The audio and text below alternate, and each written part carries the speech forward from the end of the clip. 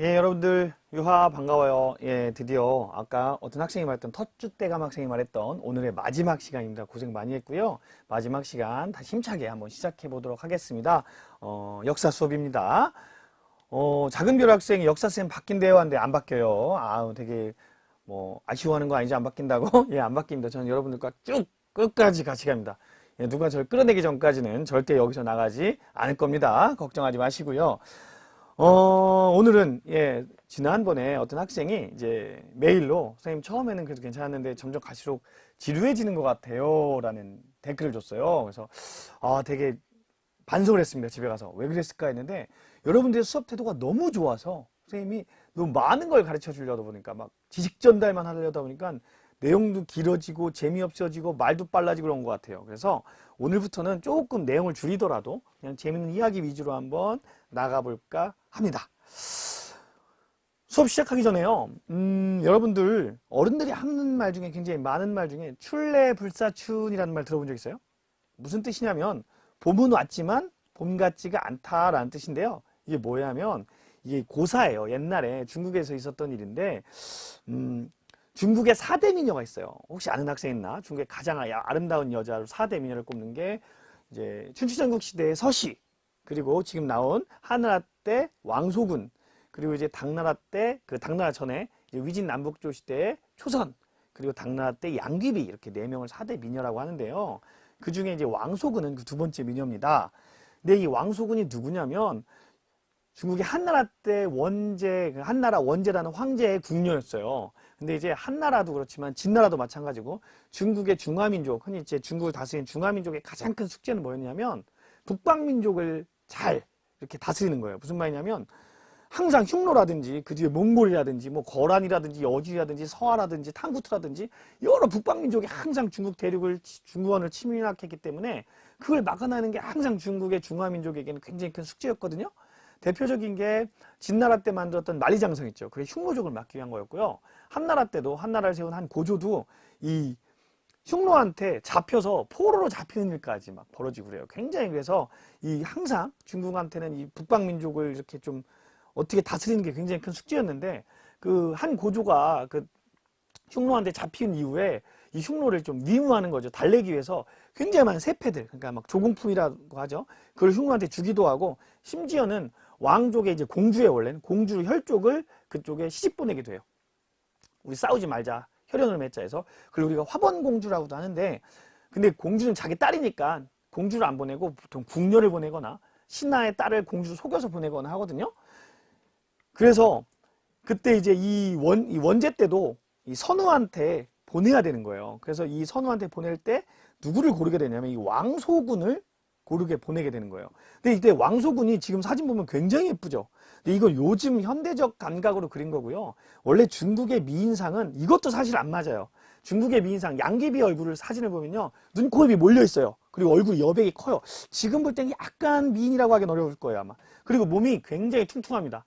날씬한 게 아니라 굉장히 퉁퉁하고 피부는 우유처럼 하얘요. 그게 중국의 전통적인 미인상인데 이 지금 두 번째 그림도 약간 얼굴 너무 갸름한 게 지금의 그 당시의 미인은 아니라고 보지만 첫 번째 사진보다 훨씬 더 그 당시에 가깝다고 해서 이렇게 했는데 이 문제는 뭐냐면 이때 그러니까 한나라 때 원제라는 황제가 얼마나 궁녀들이 많았겠습니까? 그러니까 그 자기가 간택을 할 때 사람이 너무 많으니까 그림을 보고 간택했나 봐요. 궁녀들 쫙 그린 책을.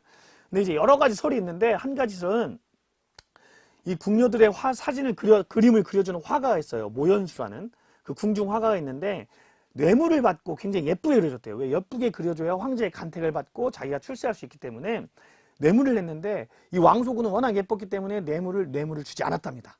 그러니까 이 모연수라는 사람이 막 엄청 못생기게 그렸겠죠. 막 점도 찍고 막. 그러니까 그 원제가 한 번도 찾지 않았던 궁녀예요. 그러니까 원제도 이 흉노에게 보낼 때 자기가 안 찾았던 제일 못생겼다고 생각했던 이 왕소군을 보낸 거예요. 두 번째 설은 그 당시 황제의 부인 황후가 이 사람을 견제하기 위해서 못생게 그리라고 요청을 했다고 하지만 어쨌든 간에 못생게 그렸던 건 사실이었던 것 같아요. 그래서 이제 이 왕소군이 흉노에게 시집가는 날 그 모습을 본 원제가 깜짝 놀랍니다. 아, 뭐야, 저렇게 아름다운 여자가 있었는데 왜 내가 몰랐던 거야? 그러면서 이 원제가 이 모연수를 궁중화가를 사형시켜버려요. 그리고 이제 근데 어떡합니까? 보내기로 했는데 굉장히 후회하면서 보내겠죠. 근데 이제 왕소군도 생각해 보세요. 궁궐에서 호화로운 궁궐에 살다가 그 척박한, 그 당시엔 척박하다고 생각했던 유목의 땅, 그러니까 막 텐트 생활하고 막 굉장히 먹을 것도 막 다 고기뿐이고, 지금 고기면 좋겠지만 막 풍성한 반찬이나 산의 진미가 아니라 마른 고기뿐이고, 이런 데로 가려니 얼마나 힘들었겠습니까? 그래서 말을 타고 가면서 그때 한 말이 있어요. 봄은 왔지만 나에게는 봄은 아니다. 봄 같지가 않다. 그때 왕소군이 했던 말이 출래 불사춘이에요. 봄은 왔지만 봄은 아니다.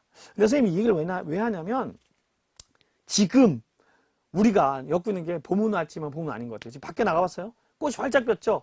특히 올해는 날이 따뜻해서 벚꽃이 딴 때보다 한 1, 2주 일찍 폈어요. 지금 원래는 4월 둘째 주 돼야 만개되는데 지금 벚꽃이 막 떨어지기 시작했죠. 흩날리기 시작하잖아요. 그리고 막 꽃이 피고 날씨가 너무 좋고, 근데 우리는 코로나 때문에 나갈 수가 없고 이렇게 인터넷으로 만나야 되고, 이런 모습을 보면서 봄은 왔지만 봄은 아니다 라는 생각이 들어서 이걸 가져왔어요.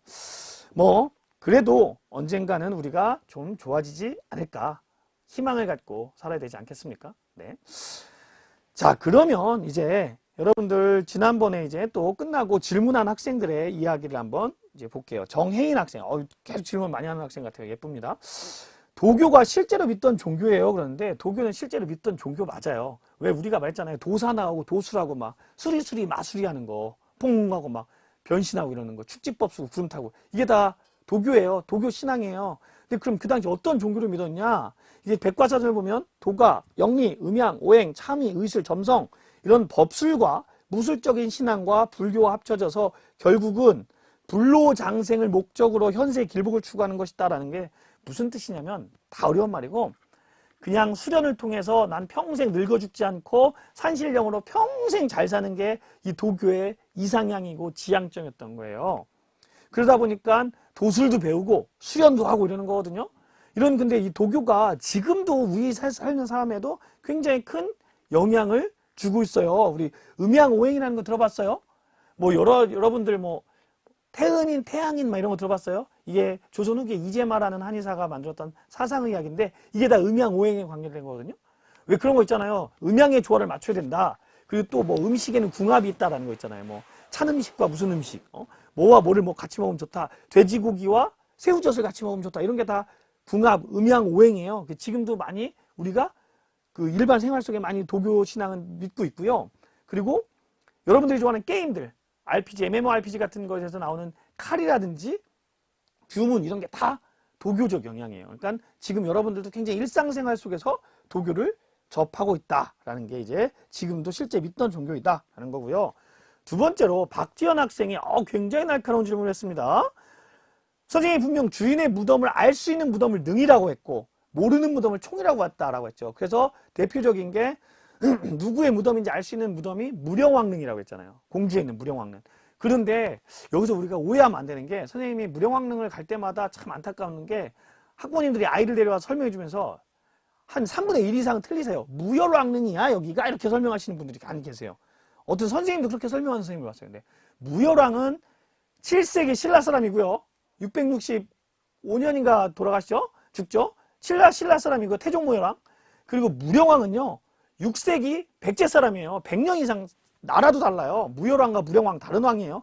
근데 신기하게도 둘 다 무덤의 주인이 밝혀졌어요. 그래서 경주에 가면 무열왕릉도 있고요. 공주에 가면 무령왕릉도 있습니다. 그런처럼 아는 능은 능이라고 하는데 주인을 모르는 능을 총이라고 한다고 했잖아요. 그때 이 학생이, 박지현 학생이 자기가 잘못 들었는지 모르겠지만 장군총은 장수왕의 무덤이라면서 왜 총이라고 그래요? 그런데 날카로워요. 장군총은요 장수왕의 무덤으로 추정이에요. 추정이 뭐예요? 증거는 없어요. 우리가 역사적 기록이나 이런 것들을 했을 때 이거 장수왕의 무덤이 아닐까로 예측하는 거예요. 증거는 하나 나오지 않았어요. 그렇기 때문에 장군총은 누구 무덤인지 모르기 때문에 총이라고 하는 거예요. 어떤 학생이 금관총을 설명하니까 댓글로 그럼 금관총은 왕의 무덤이 아니야? 그러는데 누구의 무덤인지 모른다 해서 왕의 무덤이 아니란 건 아니에요. 금관이 나왔으면 당연히 왕의 무덤이었겠죠. 하지만 어떤 왕인지는 모르기 때문에 총이라 부른 거고, 총이라 붙인 거고, 그 무덤에서 금관이 나왔기 때문에 금관총이라 부르는 거예요. 천마도가 나오면 천마총. 천마총도 분명 왕의 무덤일 것으로 추정이 됩니다. 황남대총도 마찬가지예요. 그러니까 여러분들 총이라고 했다고 해서 왕의 무덤이 아니네? 아니라는 거죠. 왕의 무덤이지만 누구의 무덤인지 모른다라는 겁니다. 왕의 무덤이 아닐 수도 있어요. 추정을 하는 거니까. 자, 그리고 세 번째 질문입니다. 윤지혜 학생, 이 학생이 선생님 보고 점점 지루해지는 것 같아요 라는 학생인데 반성하겠습니다. 앞으로 아스카 문화가 영향을 준 증거가 무엇이냐 라는 질문을 했어요. 근데 아스카 문화가 일본의 독자적인 문화일 수도 있지 않아요? 라고 하겠는데 아니에요. 이제 아스카 문화를 발전시킨 사람이 여러분들 많이 들어봤을 거예요. 일본의 중앙집권화를 거의 이제 만들었던 쇼토쿠 태자라는 사람이에요. 태자라는 건 황제, 일본의 이제 천황이라고 하죠. 덴노가 되지 않은 사람이에요. 쇼토쿠 태자입니다. 근데 이 사람은 7세기 전반에 일본도 굉장히 작은 소국으로 나눠져 있었는데 쿤이라고 하는 이걸 다 통합해서 중앙 집권을 강화하면서 이 기반으로 불교를 가져온 사람이에요. 그래서 중국이나 우리나라부터 불교를 들여와서 이 아스카 문화라는 걸 꽃피웁니다. 그래서 쇼토쿠 태자의 스승이라는 사람이 뭐 고구려 해자라든지 뭐 백제라든지 그런 식으로 얘기가 많아요. 그리고 이때 중국의 유학이나 이런 일본의 유학이나 이런 걸 전해준 사람이 백제 아직기라든지 왕인 박사라는 기록이 남아 있잖아요. 일본도 인정하는 거고. 그렇기 때문에 아스카 문화는 한반도와 중국에서 영향을 준 것이 확실합니다. 근데 우리가 여기서 간과해야 돼. 꼭 우리가 반드시 알아야 될 것이 뭐냐면 우리가 영향을 주었다고 해서 우리가 우월하고 일본이 미개하다 이런 생각을 가지면 안 된다는 거예요. 문화는요 물과 같아요. 높은 곳에서 낮은 곳으로 흐르지만 우리는 높은 곳에 있는 물을 더 좋은 물이라고 하지 않잖아요. 낮은 곳에 있는 물을 더 더러운 물이라고 하지 않잖아요. 그런 것처럼 문화는 그냥 높은 곳에서 낮은 곳으로 흐르는 거예요. 우리가 불교를 중국에서 받아들인 것처럼 우리가 유학을 중국에서 받아들인 것처럼 우리가 받아들인 것을 일본에게 전파해 준 것입니다. 그래서 절대로 우월감을 가질 필요도 없고 그걸 가지고 컴플렉스를 가질 필요도 없다라는 겁니다. 자, 그래서 이제 또 이제 윤지혜 학생이 무슨 얘기도 했냐면 그러면 가야의 토기가 일본의 스세키 토기에 영향을 준 게 맞냐? 거꾸로 일본 토기가 가야 토기에 영향을 준 거 아니냐는데 일본의 몇몇 우익 극우 학자들은 그렇게 얘기도 해요. 일본이 한반도의 고대 문화에 영향을 준 것이다라고 하는데 그 기원이나 그런 탄소 측정 현대까지는 아니겠지만 그 기원이나 변형을 봤을 때는 문화라는 게 전파가 되는 것이기 때문에 가해에서 영향을 준 것이 더 맞다가 한중일 역사학계의 정설입니다. 아주 훌륭한 질문을 했어요. 그리고 네 번째 박규민 학생이 되게 어려운 질문을 했어요. 삼국시대 불교가 있는데 그중에 교종의 종파가 5개가 있는데 그게 무엇이며 어떤 게 가장 강했습니까? 라는 질문을 했는데 우리 이 학생 인터넷을 굉장히 많이 찾아본 것 같은데 긁을 때 실수를 한 게 있는데 반종 이렇게 했는데 반종이 아니라 열반종이에요. 열반종. 네. 근데 삼국시대 불교는 2가지로 나눌 수 있습니다. 전기는 불교가 유입될 때는 교종이라고 해서요. 교리와 경전을 중심으로 해요. 자, 교리와 경전이니까 당연히 글을 알 줄 알아야겠죠. 그러니까 주로 지배층들이 많이 믿습니다. 그리고 후기에는 선종이라는 것이 중국에서 다시 들어오는데 선종은 참선과 수행, 그 핵심이 분리문자예요. 분리문자. 한자를 조금 아는 학생들 이해하겠지만 문자가 필요 없다라는 거예요. 그러니까 경전을 못 외워도 왜 스님들 경전 외우잖아요. 여러분 들어봤어요? 마하반야 바라밀다 심경 하는 게 다 그 반야심경이라는 경전인데 이런 경전을 연불이라고 하거든요. 이게 아니라 그냥 나무아비탑을 관세음보살만 외치고 참선만 열심히 하면 누구나 다 극락왕생에서 부처님의 세계로 갈 수 있다가 선종이에요. 그러니까 이건 문자도 필요 없고 경전도 필요 없어요. 주로 누구한테 많이 믿었을까요? 하층민들 또는 그 당시 신라 말기에 나타나는 그 호족 세력들이 이걸 많이 믿습니다. 근데 이제 교종과 선종은 오교와 구산으로 나뉘어요. 오종에는 열반종, 계율종, 법상종, 법성종, 화엄종이 있고요. 구산에는 가지산부터 희양산까지가 있어요. 왜 조그맣게 써놨느냐? 몰라도 돼요. 이거는 고등학교 가도 몰라도 돼요. 이거는 정말 알고 싶다. 대학교 가서 동양 철학이나 불교 철학을 배우고 싶은 학생들 이걸 배우세요. 이거 교리는 알지도 못하고 이해도 못해요. 얘기해봤자 저도 몰라요. 교리는. 이거는 우리가 알 수 있는 것들이 아닙니다. 이거는 중요하지 않습니다. 선생님이 예전에 한 7, 8년 전쯤에 처음 교직에 나와서 막 잘난 척 하느라고 선종 부산을 막 칠판에다 막 써가면서 외워서 했더니 한 학생이 조용히 손을 들더니 그러더라고요. 선생님, 근데 그걸 왜 알아야 돼요? 정답입니다. 알 필요가 없어요. 시험에도 안 나옵니다. 단, 우리 뭘만 알면 되냐? 교종과 선종의 차이만 알면 돼요. 교종은 교리와 경전을 중시했다는 거, 선종은 참선과 수행을 중시했다는 것만 알면 된다는 겁니다. 알겠죠? 재밌는 건 구산 중에 성주산이라는 게 보여요, 가운데? 이거 하면 굉장히 아까 대천중학교 나오던데, 대천 학생들은 굉장히 익숙할 겁니다. 왜? 대천에 성주사라는 게 있죠? 거기가 선종 구산 중에 하나인 성주산파의 본산이에요. 거기가. 성주사지, 지금은 절토만 있는데, 예, 그렇다는 겁니다. 자, 그리고 그 외의 질문, 탑의 종류가 뭐가 있어요? 탑의 종류는 말도 못하게 많죠. 재료로 따지면 목탑, 석탑, 전탑이 있고요. 층수로 따지면 3층 탑, 5층 탑, 7층 탑, 9층 탑, 10층 탑이 있고 더 큰 것도 있겠고요. 그러니까 탑의 종류가 뭐예요? 라는 건 음식의 종류가 뭐가 있나요? 라는 건 똑같은 거예요. 음식의 종류는 한식, 중식, 양식만 있나요? 아니잖아요. 정말 이거는 나눈 기준에 따라 다양해질 수 있다는 거. 두 번째, 옛날 무덤이 오늘날에는 어떻게 됐나요? 오늘날 어떻게 됐겠습니까? 옛날 무덤이 발굴된 것도 있고 아예 묻혀서 안 발굴된 것도 있고 도굴당한 것도 있고 제각각이겠죠. 이거는 무슨 대답을 해야 될지 모르겠어요. 옛날 무덤이 현재 어떻게 됐습니까? 이런 질문에는 대답을 못하겠죠. 그리고 어떤 학생이 유튜브 버퍼링 문제 자꾸 지적하면서 딴 데로 이사 가라고 하는데, 이거는요, 유튜브는 지금 전 세계적으로 다 그래요. 왜? 코로나 때문에 전 세계가 다 온라인 수업을 강화하면서 유튜브 자체에 서버가 몰렸어요, 지금 다. 그러니까 이거 딴 데로 가야 되는데, 이거는 제가 결정할 수 있는 문제도 아니고요. 우리가 지금 교육청의 시스템을 유튜브로 구축해놨기 때문에 이건 어떻게든 참고 봐야 되는 문제입니다. 여러분들이 이거는 양해를 해주셔야 됩니다. 자꾸 이상한 프로그램 얘기하는데 개인이 쓸 수 있는 것과 교육청의 시스템이 구축되어 있는 건 달라요.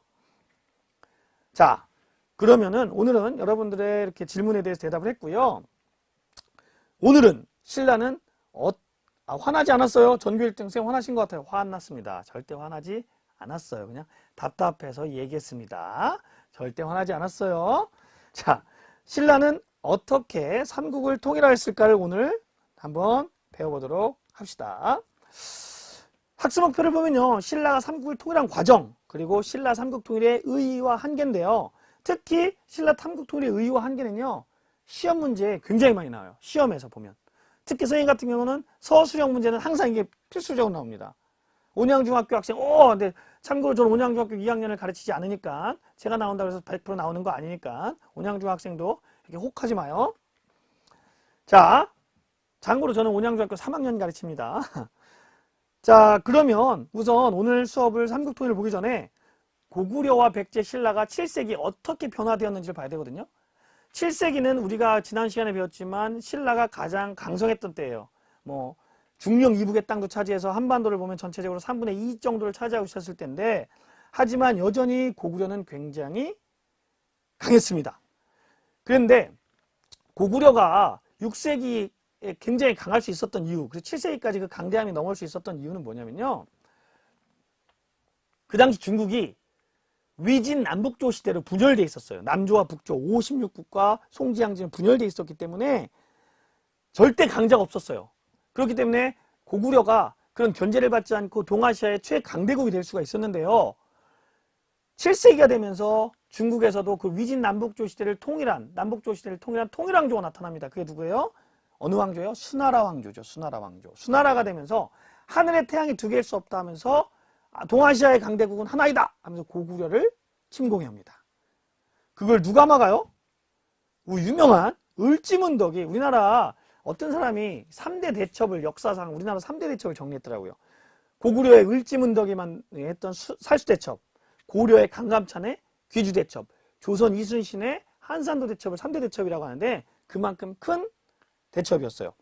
자, 수나라의 문제와 양제 두 대에 걸쳐서 두 번에 막 쳐들어오는데, 이거를 612년에 살수, 평양 위쪽에 거기에서 다 막아버려요. 그러면서 결국 이걸 계기로 수나라 군대는 물러났고요. 그리고 이런 무리한 고구려 원정 실패에 따른 국력 손실로 수나라는 멸망하게 돼요. 황제 2대밖에 안 돼요. 문제, 양제에 걸쳐서 그냥 멸망하게 됩니다. 그리고 그 뒤로 누가 들어서냐면 당나라. 당나라는 근데 이 수나라 양제 문제에 사촌이에요. 사촌. 이연이라는 사람이 만든, 사촌이 만든 거라. 그래서 우리는 흔히 수당시대를 같이 갑니다. 수나라와 당나라를 그냥 수당시대라고 해요. 수당시대. 수당시대로 같이 가는데 당이 개통을 하면서 다시 고구려를 압박하기 시작합니다. 예. 역시 똑같은 이유예요. 하늘에 태양은 두 개일 수 없다라는 거죠. 자, 이렇게 고구려 압박하니까 고구려도 대응합니다. 어떻게 하냐? 국경지방에 만리장성까지는 아니지만 천리장성을 쌓아요. 근데 우리가 여기서 꼭 구분해야 될 것은요. 고려시대에도 천리장성을 쌓아요. 근데 고려시대의 천리장성은 어디냐면요. 고려시대의 천리장성은 이쪽에서 잠시만요. 네, 고려시대의 천리장성은 이쪽에서 이렇게 되는 거예요. 그러니까 한반도. 근데 고구려시대의 천리장성은 이 요동지방에 이렇게 천리장성을 쌓아요. 당나라를 막기 위해서. 그리고 이때 영유왕인데 이때 영유왕을 죽이고 누가 집권을 하냐면 연개소문이라는 사람이 집권을 합니다. 그래서 대망리지, 이제 대대로라고 하죠. 수상이 되면서 강력한 이제 독재 정치를 실시해요. 고구려의 왕보다 더 강력한 왕이 돼요. 그런데 이제 연개소문은 그 대외 정책이 당나라에 대한 강경책이에요. 당나라 까불지 마라. 니들 덤빌려면 덤벼라 하면서 강경 정책을 펴게 됩니다. 그러자 당태종이 마치 기다렸다는 듯이 연개소문의 정변, 어찌 신하가 감히 왕을 함부로 죽이고 가를 수 있느냐 하면서 이걸 구실로 쳐들어오게 돼요. 하지만 역시 또 누가 막아냅니까? 이 연개소문과는 굉장히 근데 재밌는 게 연개소문과는 그 갈등이 있었던 사람이에요. 양만춘이라는 사람이 안시성이라는 곳에서 이 당태종을 막아냅니다. 여러분들 혹시 영화 봤어요? 이 안시성인가? 네, 안시성이라는 영화, 그 조인성 나온 영화 있죠? 그 영화를 보면 거기서 나오는 것처럼 이제 그 연개소문과 이 양만춘이랑 갈등이 좀 있었거든요. 근데 하여간 이 안시성이 함락이 안 되는 거예요. 그러니까 당태종이 머리를 씁니다. 그래서 안시성 성벽과 똑같은 높이의 토성을 쌓아요. 그림 보이나요?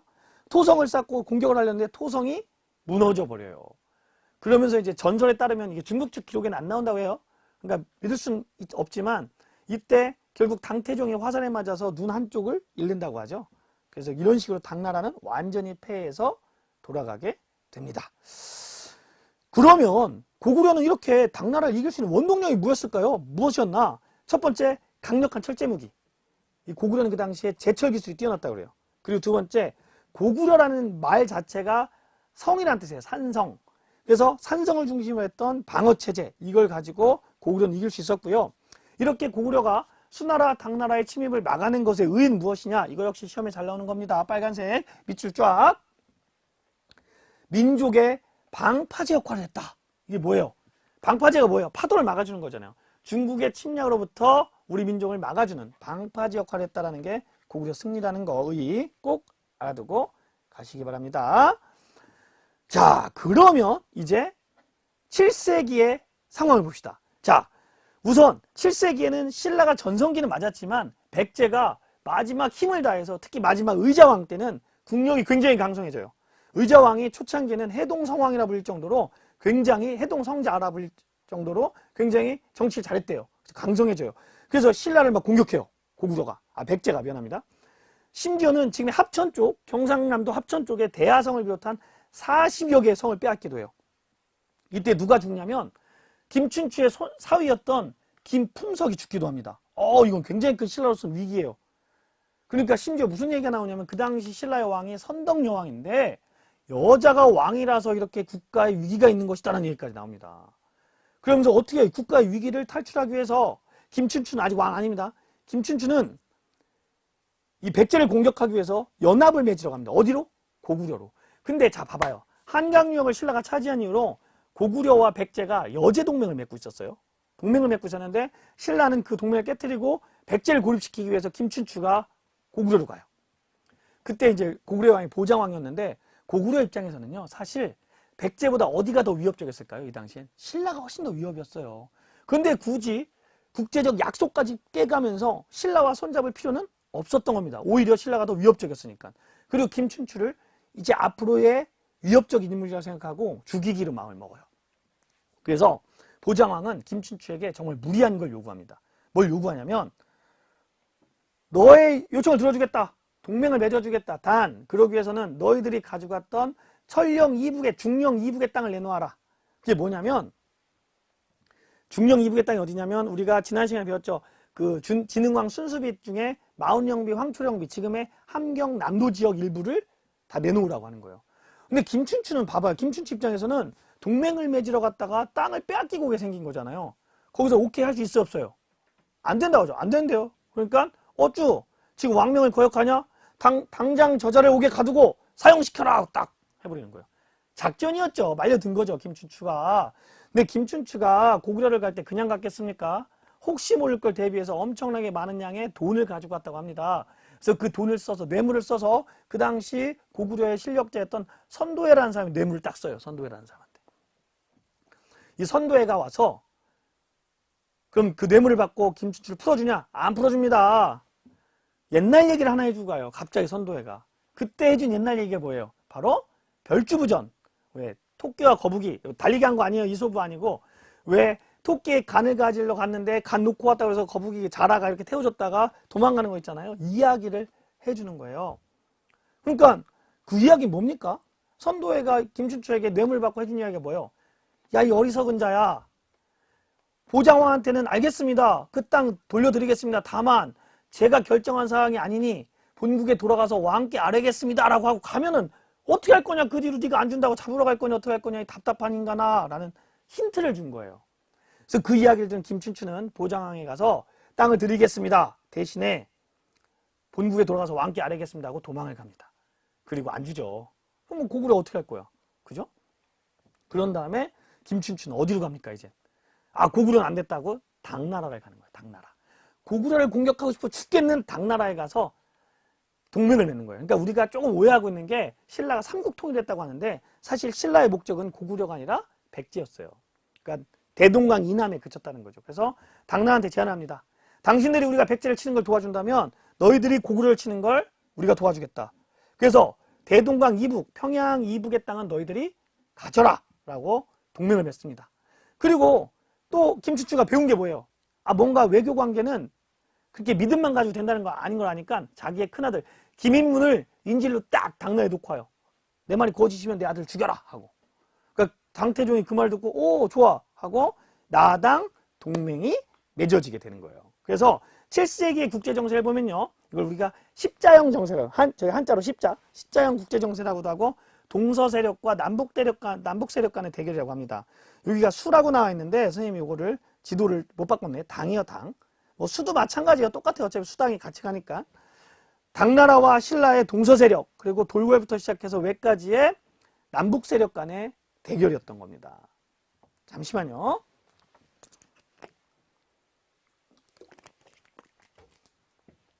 예, 터줏대감 학생인 김춘추가 김유신 여동생이랑 결혼하지 않았어요. 맞아요.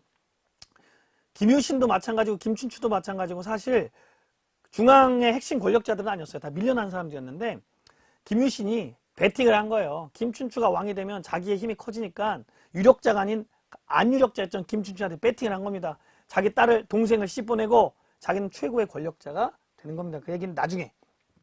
그 얘기까지 하면 수업 시간 10분 남았는데 끝납니다. 자, 결국 660년에 신라와 당나라 연합군은 백제를 쳐들어와요. 그래서 멸망하는데 그렇다고 백제가 쉽게 멸망되었냐? 아닙니다. 백제가 멸망된 가장 큰 이유는요. 지배층의 분열이었어요. 의자왕이 처음에 잘했다고 했지만 나중에 점차 좀 이 정치가 여러 가지 문제가 생기면서 귀족들 간에 갈등이 생기고 이 귀족들이 의자왕이 협력하지 않아요. 그러면서 결국 멸망하는데 그렇다고 해서 쉽게 물러나진 않습니다. 그 예가 뭐냐? 이 나당연합군이 김유신과 소정방이 딱 뭐라고 하냐면 이제 당나라는 거만하잖아요. 그러니까 얘네들이 쳐들어올 때 군량미, 먹을 쌀을 가져오겠습니까? 안 가져와요. 신라 니들이 대. 그러니까 신라는 군량미를 가지고 당나라 군대가 도착할 때까지 사비성에 도착해야 되는 거예요. 근데 그걸 누가 지키고 있습니까? 지금의 논산, 황산벌에 딱 누가 지키고 있어요? 계백 장군이 5천 결사들을 딱 데리고 지키고 있는 거예요. 김유신이 뚫지를 못해요, 거기를. 근데 이때 이야기가 또 나오죠. 여러분들 어렸을 때 정말 많이 들었던 얘기. 화랑 관창 이야기가 나오죠. 이때 김유신의 동생 김흠순이라는 사람이 있는데 그 사람이 아들이었던 화랑 반굴이라는 사람이 어린 10대인데 먼저 가서 백제군과 싸우다 장렬하게 전사합니다. 그리고 뒤에 와서 이제 같은 김유신의 이제 계열인데 김품일이라는 사람의 아들 관창이라는 또 10대 소년이 화랑이 나가서 계백에게 싸움을 거는데 계백이 딱 보니까 10대 어린이잖아요. 그러니까 야 죽이지 말고 그냥 보내라 하고 산지로 돌려보냅니다. 근데 여러분 화랑의 세소고개 중에 뭐가 있어요? 임전, 무퇴가 있죠. 싸움에 임했으면 도망가지 말아야 하는 건데요. 근데 그 관창은 산채로 돌아왔으니까 세소고개 어긴이 되잖아요. 그러니까 다시 갑니다. 계백한테. 그러니까 계백이 또 계백은 전쟁터에서 잔뼈가 굵은 장군이고 관창은 10대 소년입니다. 싸움이 되겠습니까? 다시 또 놓아줍니다. 야, 가, 까불지 마. 그러니까 또 관창이 또 가요. 그러니까 도저히 계백은 이건 안 되겠다 해서 관창을 죽입니다. 그 시체를 본 신라군들이 뭐 사기가 올라서 뭐 이겼다고 하던데 이거는 당연히 이긴 자의 역사니까 그렇게 했겠죠. 어쨌든 간에 김유신군은 황산벌 전투에 승리하고 사비성으로 가게 됐고요. 그래서 당나라에게 군량미를 대줄 수가 있었던 겁니다. 자, 그런데 그럼 당나라군은 또 그럼 사비성을 쉽게 점령했냐? 아니에요. 사비성은 지금의 금강. 우리 부여 학생들은 뭐라고 부릅니까? 거기를 백마강이라고 부르잖아요. 백마강이 흐르고 있었어요. 왜 거기가 백마강이냐? 그리고 백마강 앞에 뭐가 있냐면 조룡대가 있어요. 당나라 군대가 백마강을 건너 사비성을 막 자꾸 가려고 하는데 배가 자꾸 뒤집히는 거예요. 왜냐면 그 강에 사는 용이 백제를 지켜주기 위해서 자꾸 이렇게 배를 뒤집으니까 그 당나라의 장군이 그 소정방이 이 용을 잡기 위해서 백마를 미끼로 이 용을 낚시를 하는 곳입니다. 그래서 용을 낚았다 해서 조룡대라는 곳이 지금도 있어요. 우리 부여 학생들은 알 거예요. 이 조룡대가 있는 걸 봐서도 그렇게 백제가 쉽게 멸망된 것은 아니다랍니다. 그리고 또 하나 백제에 얽힌 일화가 우리 낙화암 들어봤죠? 삼천궁녀.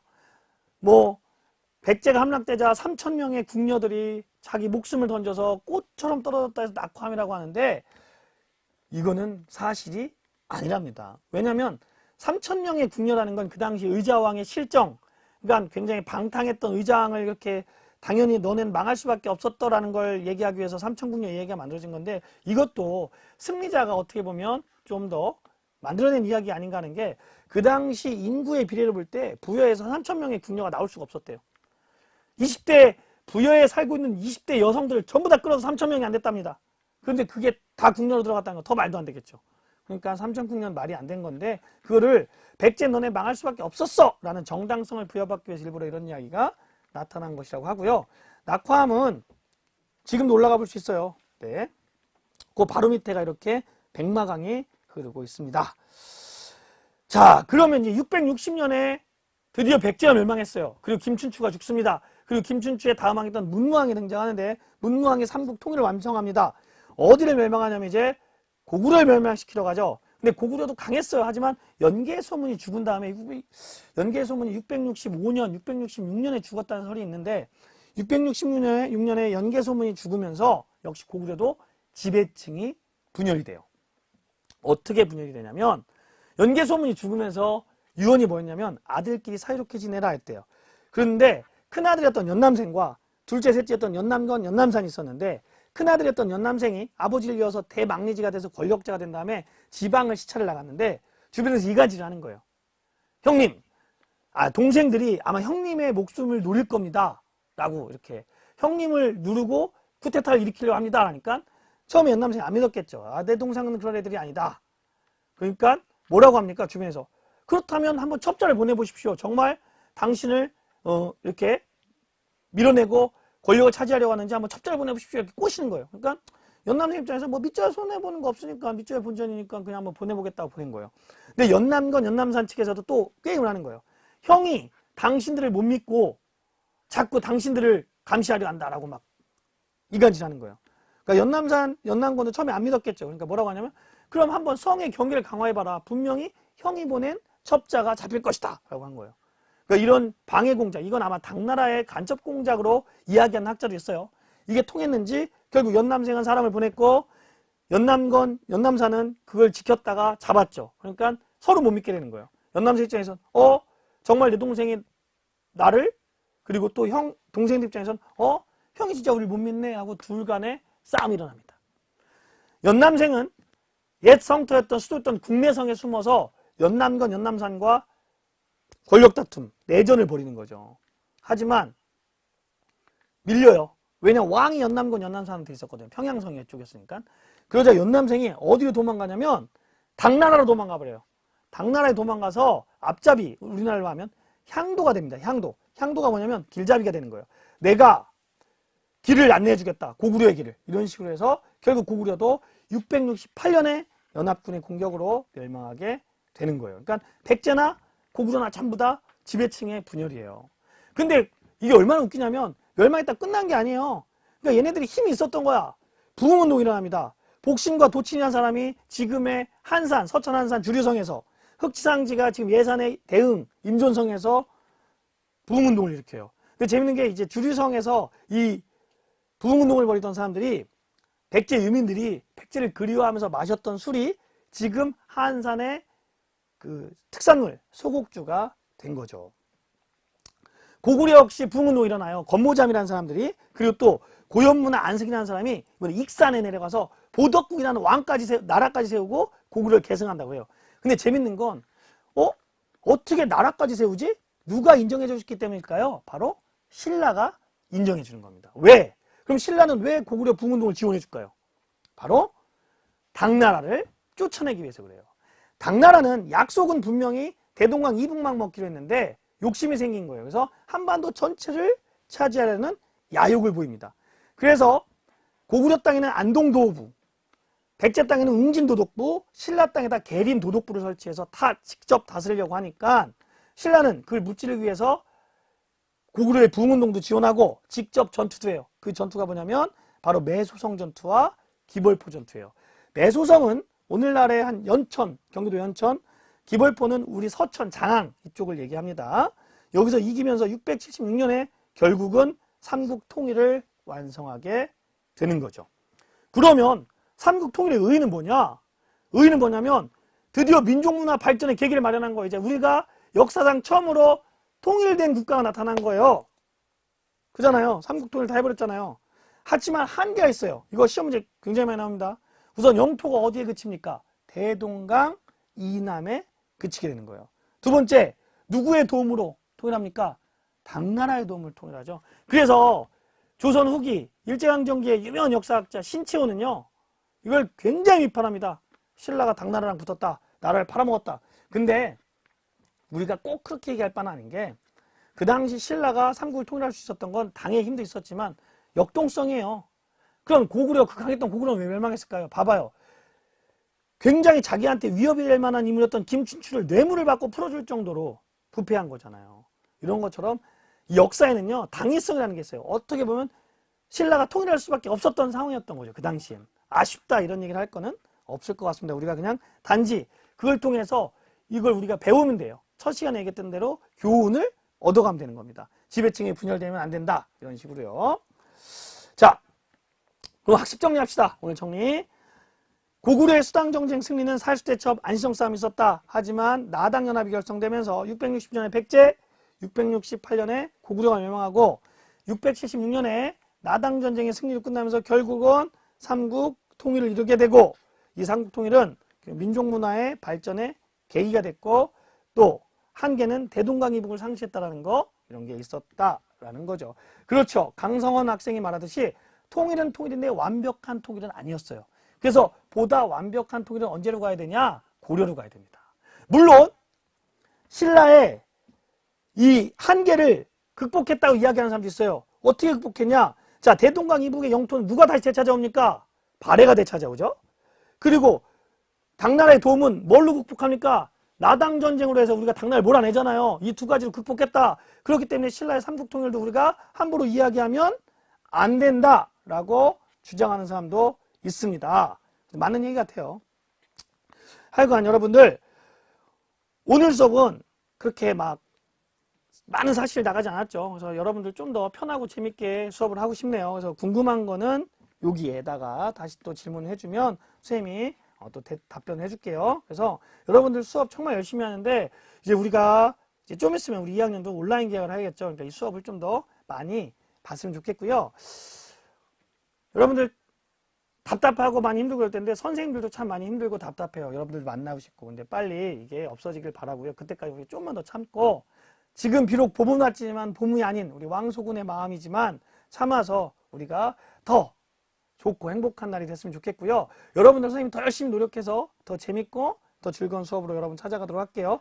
오늘 3시간 동안 수업하느라 너무 고생했고요. 여러분들 안녕, 유바.